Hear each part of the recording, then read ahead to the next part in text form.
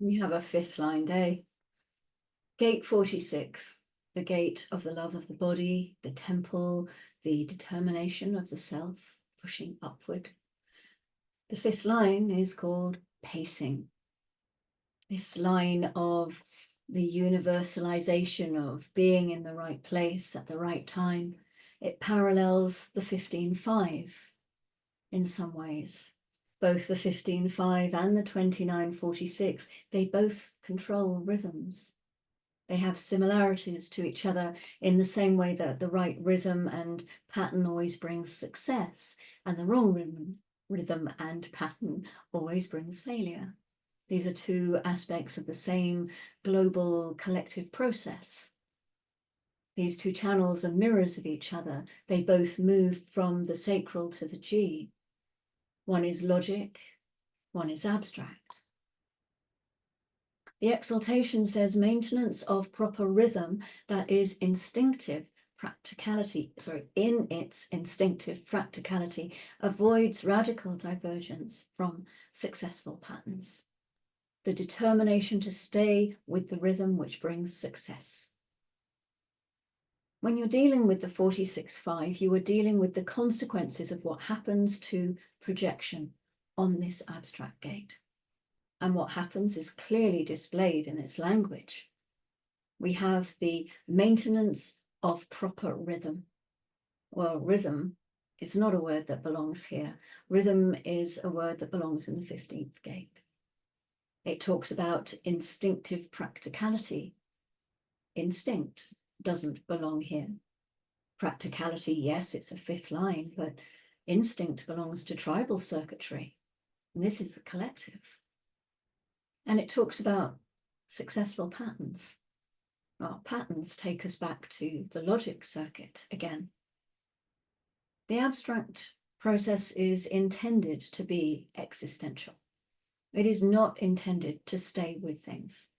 This is not what it's about. It's an existential process in the experience. The cycle of the experience could be 10 minutes, it could be 25 years. Whatever it is, the abstract being is here to go through an experience, to reflect upon it, and then go on to another experience. Remember the way that the fifth line works. The general comes in times of crisis, and they come in with a practical experience that they can sink into, that others can be called to. And then they get out. They reflect on what they have learned from being in that experience and what the others have learned by being in that experience there as well. And out of that comes new knowledge, new applications, new techniques that are eventually revealed through the 1333 in the channel above on the other side of the G center. In the detriment, we have an irrational rejection of the very patterns that have proven successful, determined to say no to the very rhythm that brings success. 46-5s are driven crazy by other people. If you have the 46-5, then learn about people and understand that when people project onto you that you are a success, it's usually because they want something from you. They want to share in it, perhaps. You know, the 46-5, it ends up with all sorts of commitments that are devastating for it. The most devastating commitment for an abstract being is a commitment that says, yes, I will stay with this pattern. One of the things about the fifth line is that because it withdraws the moment it is successful, it can actually live off that success for quite a long time. And yet there is also always this risk of re-engaging and re-engaging at the wrong time. Everything is about timing. This is what the phasing is. The fifth line in the personality Sun Earth is always going to have a left angle cross. And the cross here that's associated with the 46-5 is the left angle cross of healing. And it's the only cross of healing.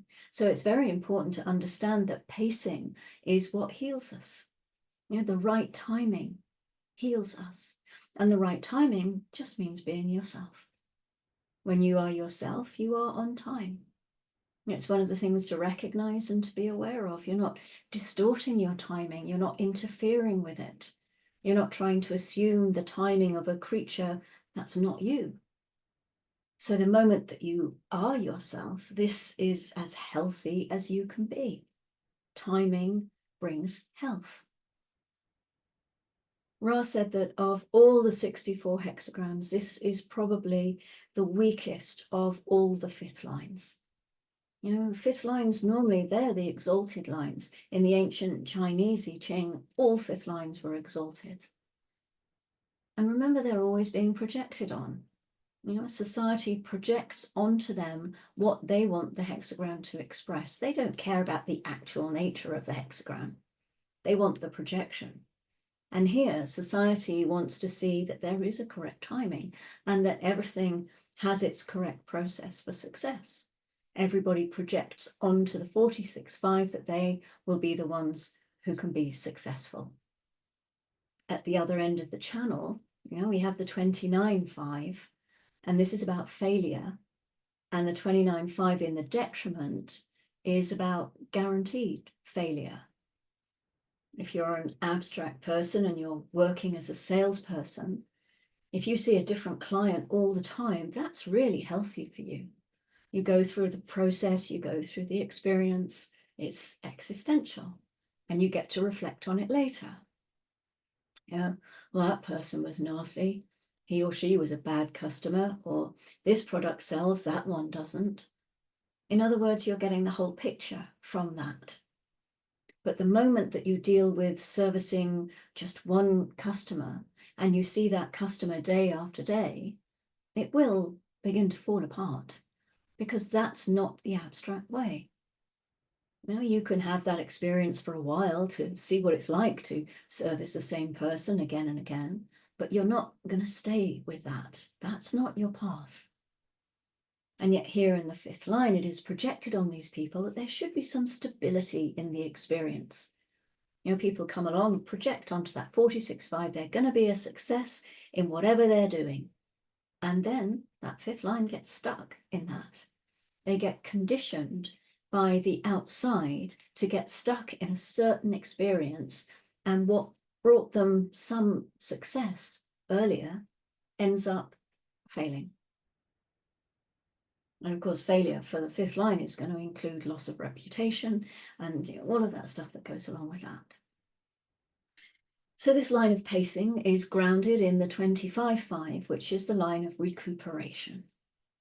Once the experience has been completed, there needs to be some time to assess the experience, to make sense of it, to find the value in it, if it's there, in order that it can be then be shared with the collective, with the tribe. Excuse me, I'm losing my hair. I'm not losing my hair, I'm losing my bun at the back. All of a sudden my hair all falls out. That'd be a bit weird, wouldn't it? They're sharing. They are sharing recuperation, sharing that the timing.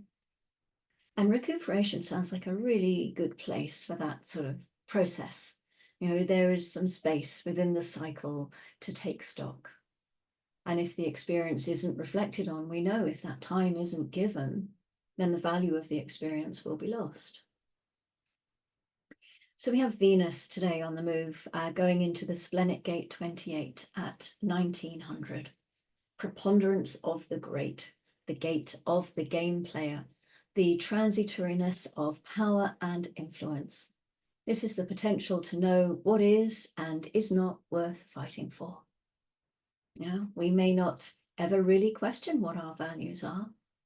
We may never give ourselves the opportunity to sit with all the possibilities for exploration, you know, delve into their energies, find out whether there's a pearl in the oyster.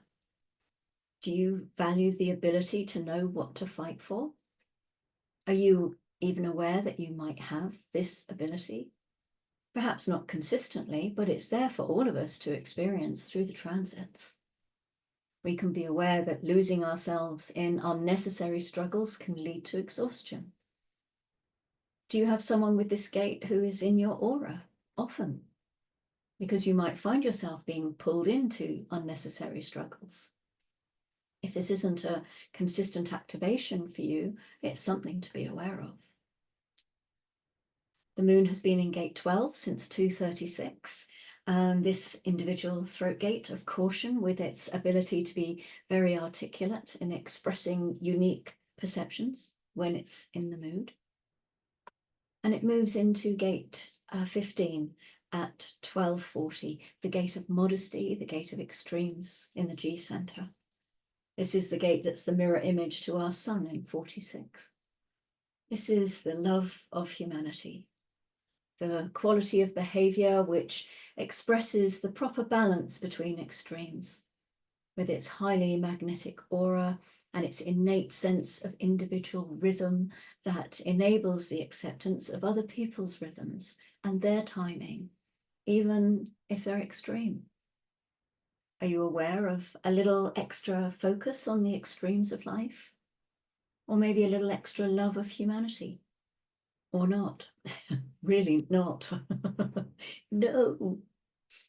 And the moon makes its way into the root gate 52 at 22:51. This is called Keeping Still Mountain, the gate of inaction, a temporary and self-imposed inaction for the benefit of assessment.